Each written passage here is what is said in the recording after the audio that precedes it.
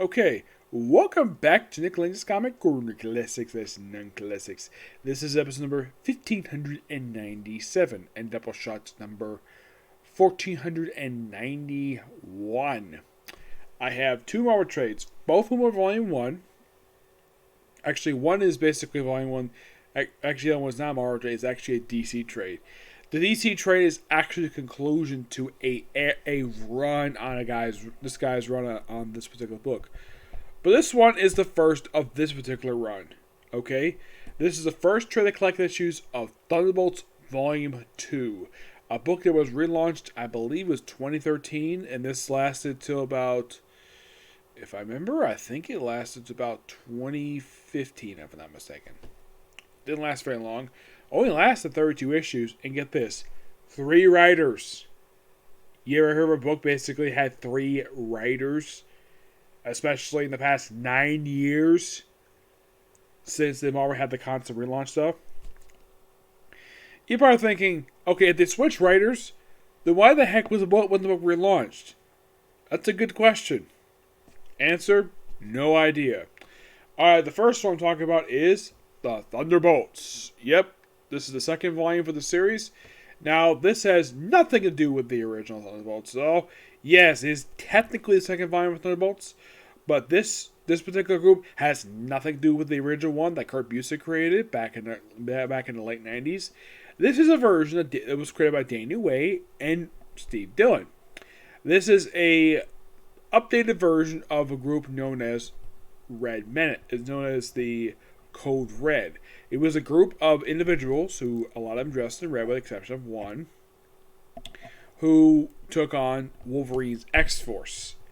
Yes, that appeared in I believe it was the third story arc of Hulk Volume 2, when the storyline was called Hulk vs. X-Force. An excellent storyline that I still highly recommend checking out. It's a really good storyline.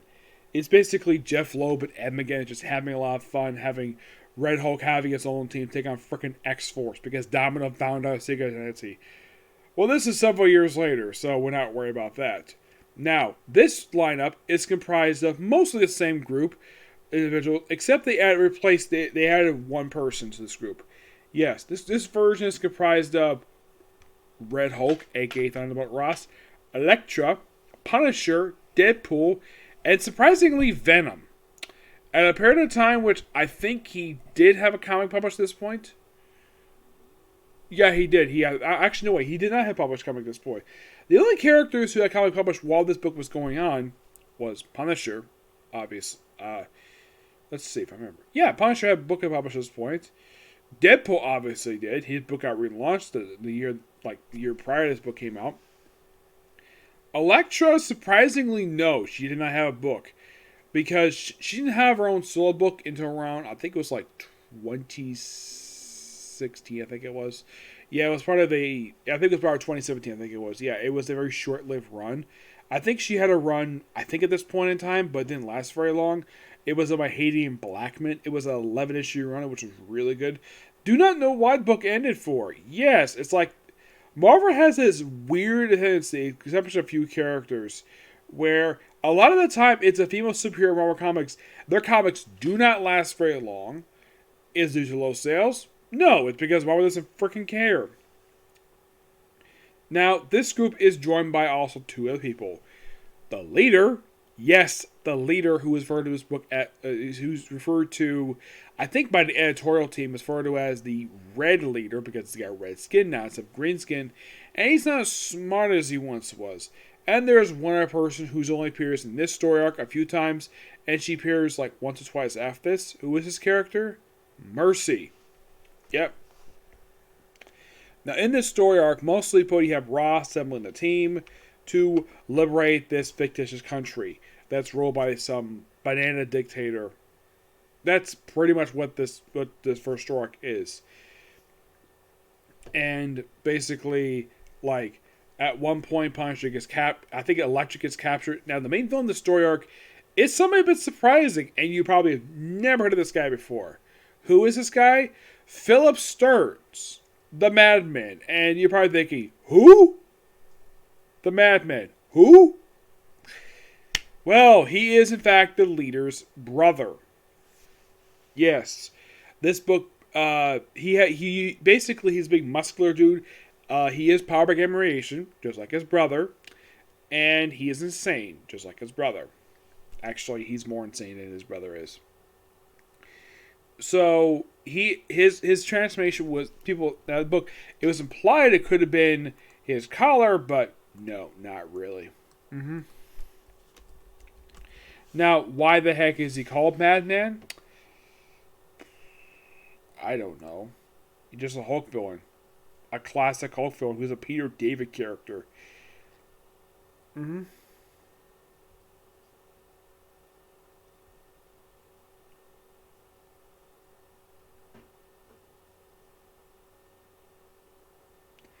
Yeah.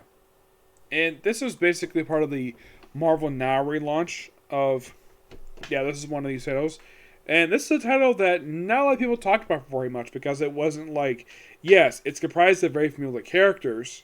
I mean, look at this roster. You're probably thinking, okay, why the heck is Punisher wearing red even though in his own solo book he basically was not wearing red at this point? Yeah, he only wears the red skull just in this book. Same thing with Venom. His suit is only red and only in this book only.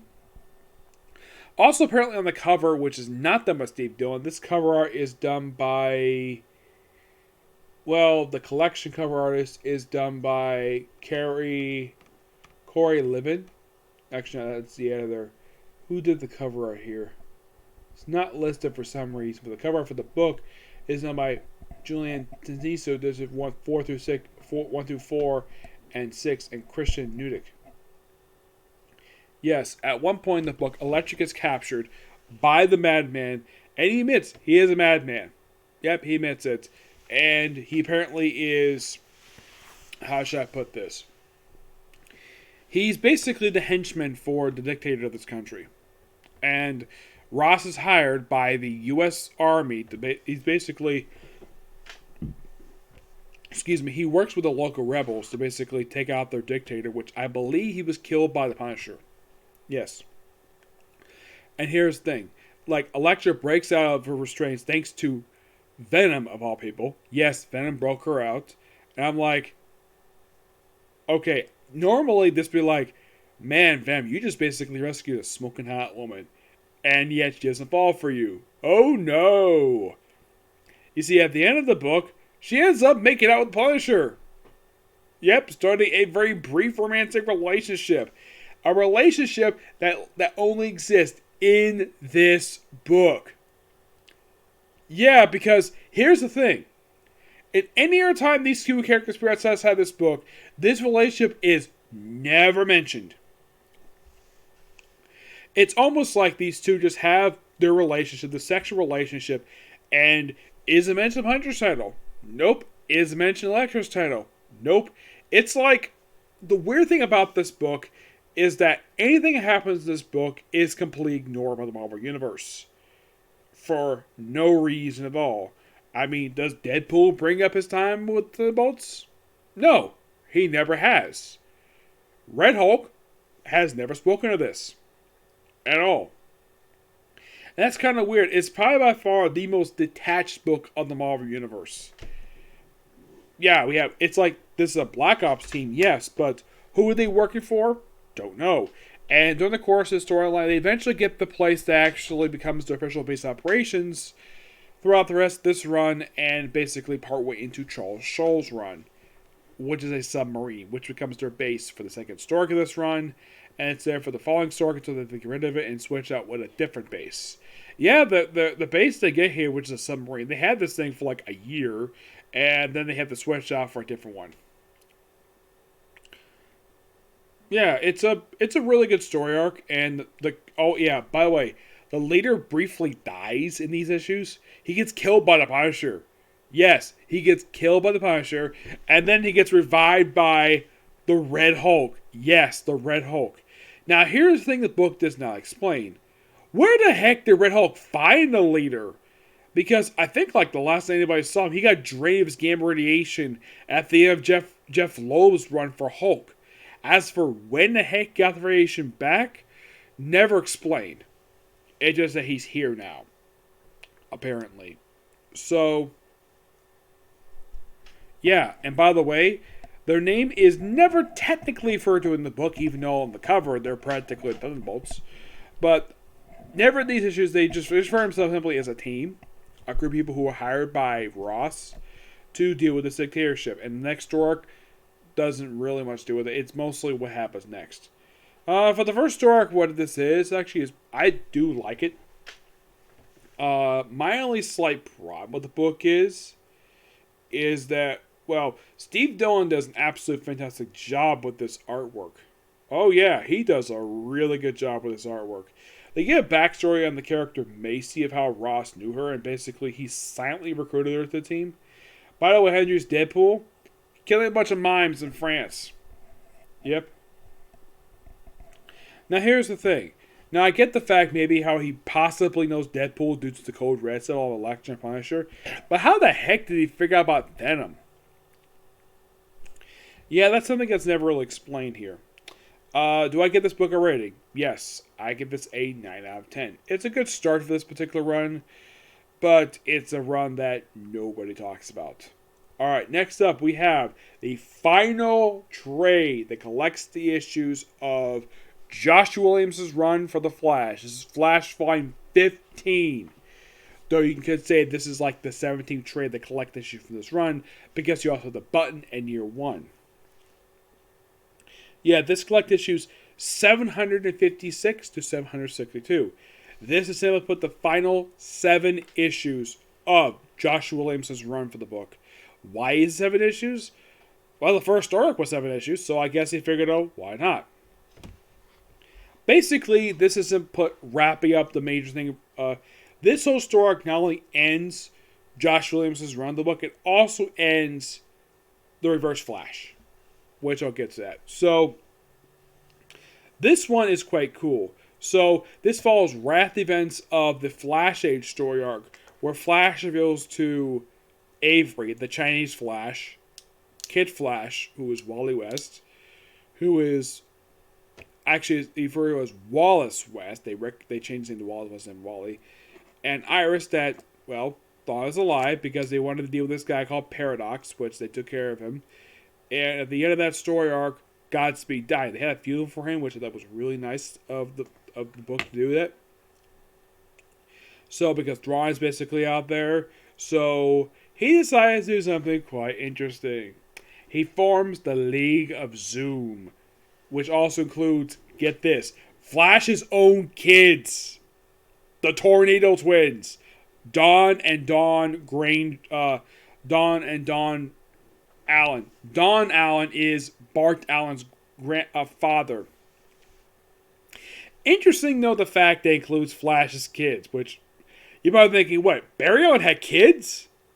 Yeah, he's had kids. The Tornado Twins, who had sometimes were referred to as villains, even though sometimes associated with the Legion of Superheroes. So basically, they're brainwashed by Eobard Thawne to basically work for him, along with Gorilla Grodd. Yes, Gorilla Grodd is working here, because why the heck not? And practically the Rogues. So, and of course, I love Captain Cold's line where he says, the Rogues don't work with speedsters. Well, I'm not your typical speedster, because he's pure evil, and the fact he's powered by the negative force. So he basically, in this story, he does something really weird. It's like, there's one point where they go in the speed force, Barry gets separated from him, and then runs into, of all people, Max Mercury and Jesse Quick. Yes, 2 characters who at this point, when these issues came out, had not been seen in 8 years. Yes, 8 years. And they're kind of like zombies. They're like, oh, did you forget this? Not really, no. And he's wondering what happened to Johnny Quick.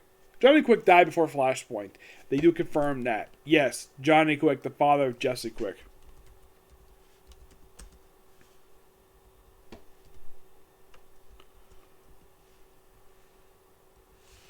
Now, Johnny Quick, even though he made his debut in 1-4 Comics in 71, which was 2 issues prior to the first appearance of Green Arrow and Aquaman, he died. Let's see, when did he die? I think he died in Flash Rebirth, if I'm not mistaken. No, it was Infinite Crisis. He died in Infinite Crisis. They mentioned that. So they bring him in, and then, of course, then if Barry's here, then why do you see Barry running around? Well, there's an explanation for that. It turns out this is not actually Barry Allen. This is Eobard possessing Flash's body. So he teams up with Barry's grandson, Bart Allen, who, get this, Bart Allen is also Eobard Thawne's grandson because of stuff related to the Flash stuff. So they team up to take on James Jesse, the Trickster, which they end up basically beating him. And of course, it's kind of looked like he's almost died. And then, of course, Barry acts mean to Bart Allen. And then Barry shows up at his house where he basically thinks he's normal. And then he gets punched in the face by Bart. He says, "You're not Barry Allen. Barry Allen's not that me. He's a nice guy." And they fight for a while. And then, of course, Avery and Wallace are bringing out who the heck Bart is. Because he's Barry's grandson. He has no idea who he is. And like, wait, why are you beating up Barry for? Because that's not Barry. And Eobard, who's basically possessing, who's also trying to dig up, get this, he basically uses the body of the Flash to have the League of Zoom dig up the body of Nora Allen, the woman who he murdered. Yes, seriously, the woman who he murdered. That's Nick Jeff Johns, not originally. She was actually alive when he became the Flash. That's what it was back in the Silver Age. So, and then of course the Flashes. We have Kid Flash, Impulse, and Chinese Flash show to be up Barry along with the League of Zoom. And then probably the coolest moment happens in this entire book. Yeah, Barry is about, like, Eobard possessed Barry is about to, like, hurt them. Let's see if I can find it here. Because it's a really cool moment. Let's see if it's a good thing we get to find it here.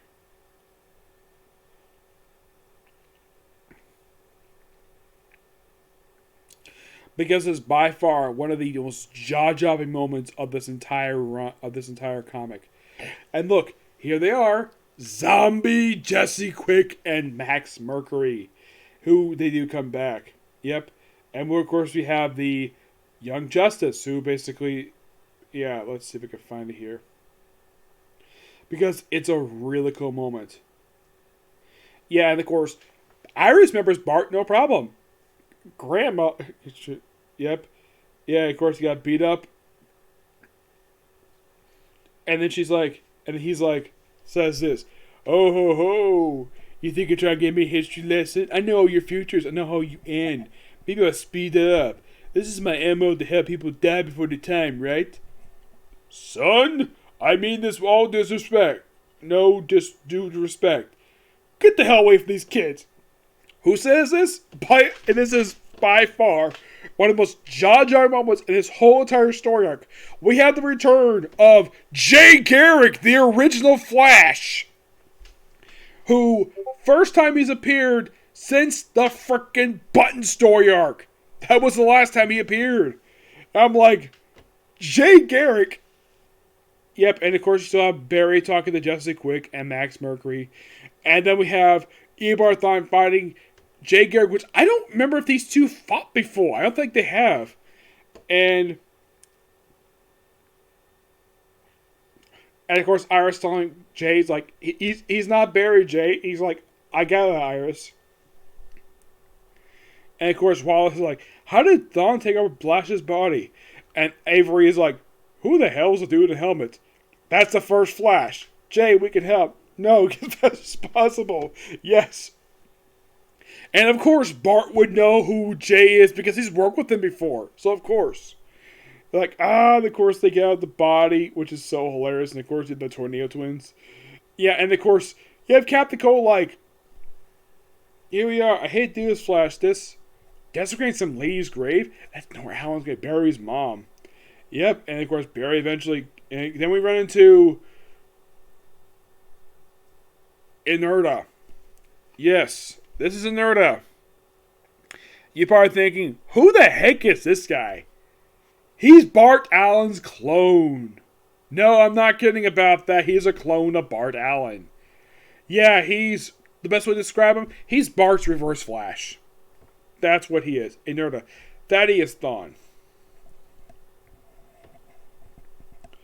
So eventually they do have the Flashes work together. Of course, they team up with, well... And of course you have, you have Bart saying this. And never get a chance to meet. I know this isn't you. You don't want to do this to Grandpa. How could you have gone through? How far it left us? And Bart's like, I know what it's like to grow up without my dad, but I was like to find family in the role. I never give us Sunday, please. And then you have Dawn saying, Bart, son, is that you? What do I have? Yep. And then they disappear. And then it's later after this, Dawn died. Yes, Barry's son passed away. Yep. The rats. And of course, Inerta and eventually gets out of the Speed Force. And then we have Reverse Flash finally get out of Barry's body. Yeah. And of course, Reverse Flash, only Barry Allen can be the Flash. That's what you never understood, Thawne. I'm not the Flash alone. We are the Flash. Great group shot of him, Jay, Avery, Wallace, Bart, Max Mercury, Jesse Quick, and Iris. What a very good group shot. I love this. It was so freaking good. Like, also, okay, since when is basically Jay Garrick hit the treadmill because he got a freaking six-pack? He's an old man. He's got a freaking six-pack. Maybe it's how the artist draws him. And Bart's like, Max? Reuse can wait, Bart. I have some scores set up. We have some scores set up. Until like, our side's not a fake Flash. Be careful, can underestimate Thawne. And Wallace underestimates him. He's not Flash, our Flash family. And he uses his League of Zoom. Reverse Flash fact. Yep, and then we have a big epic brawl where the Flash family fights the League of Zoom. An epic group shot. Like, I love this 2-page spread. It's so freaking good. Yep, of course, Wallace has a sensible thing is beautiful and away. Yeah. They have Jesse Quick fighting a couple other villains, look like Tar Pit and I don't remember who the other one is. Max and Bart fighting Abracadabra. Like, when was the last time you saw him show up with the Flash comic? Barry fighting, Jake fighting Reverse Flash. And you have saying, the golden age is over. Jay, kind of true. It's been over for years. And then we have more backup for the Flash family. Bart say, Max, we're out of time. And this one thing Flashes have in common is that we're always late to the party. And then we have, oh my gosh, like a whole bunch of Flashes show up. Like, who are these Flashes? Let's see if XS, Bart's cousin. We have Jay Garrick from Earth 2. Yes, Jay Garrick from Earth 2. You have a bunch of alternate Flashes here, like, so awesome. And they participate in the brawl, too. Yeah, this is basically, the finale. Of course, there's references to various Flashes, like, this stuff, and of course, Jay Garrick has a reference, like, the Button and the Flash War. Yeah, references a lot of stuff related to his run. Like, run away, run to get you, everybody. And of course, then we have, looks like one of the Air Flashes, basically. And then we have Barry saying, I'm going to kill you, Thawne. And of course, they race. Yep, they race. And of course, they fight each other. And then Barry ends the feud. The long feud that's been going on since 2010. Where Barry says, I forgive you. Thawne's like, you what? You're right, Bart. You and I are trapped in this loop. I've tried before so many times. I forgot myself and my actions. Try to live my life in a way I can help others. Maybe I'm stuck in this cycle because you are still trapped in the past. And it's my hate for you that keeps me tethered to you. I have to let you go. And Verse like, you don't get to forgive me. I will do this. Your entire life is about me. You are the Flash because of me. Without me, you are nothing. And Barry's like, I'm sorry I rejected you when we first met. And you have Abar say, our race never end. I can never let you or what you did define me anymore. He's like, our hate is forever. And then he goes right through the Flash. It's like, you vibrated? I felt an energy. And then Barry says, I pulled the Speed Force myself, just like I did when I created the Flashpoint. When you tried to take over my body, you gave me an idea. What did you do to me? I can never save my mother, but I can save you. I'll give you what you took from me. Peace. You grounded me? I vibrated to allow some of my Speed Force to stay with you. You could have damaged your connection to Speed Force. Just power thing. It's worth the risk. You need a lightning rod, and now you have, what? Me. And he's like, I'm a paradox. Let me avoid all the changes in time, but this resets me. This won't reset your past. I know. Goodbye, Thawne. Don't run away with me, Barry. The last time this happened, I forgot everything, please. No! And he gets erased. Yeah, he gets erased. And then we see Eobard Thawne in the 25th century, where he's just the curator of the Flash Museum. And there's mention of the Reverse Flash, but don't know who he is because I don't think it's Eobard Thawne anymore. And yeah, Barry sees him off, and then the tornado, everything goes back normal. And then something really weird happens. Because the fact that, Eobard Thawne basically got, erased. The way it looks here, it looks like that Godspeed might be coming back. And of course, Justice League will damage the time stream, what Thawne did. Maybe perish the city. Solve the case. Turns out, no, case is gone. Because the person never died. Yeah, it turns out this woman named Heather Mercy was murdered by Eobard Thawne. And then it goes off, and then of course you have this wonderful party. All these, the whole entire gigantic Flash family, which is so cool. Like Barrett, Wally's kids, Linda's here, Jay and Joan are here. Everybody's here associated with the Flash. Avery's here too. Yep. We even have director Singh here too. Yep. And then we see, looks like Piper. He's like, soon. I think he plays the role in the next story. I don't know. And of course, then he goes off, and then he kind of says goodbye to his mom. Writes that off there. Back in Flash. And then he wraps up, takes up some criminals. And that's that. Next one deals with the Tricks to Return. I gotta say, this was really good. I loved it. Flash Line 15, The Finish Line, is amazing. This book, I give it a 10 out of 10. It is really damn good. Final thoughts on Joshua Williamson's run. Yeah, I've been reviewing this book, this run for the past few years. And this book has been just amazing. Oh yeah, amazing. Excuse me.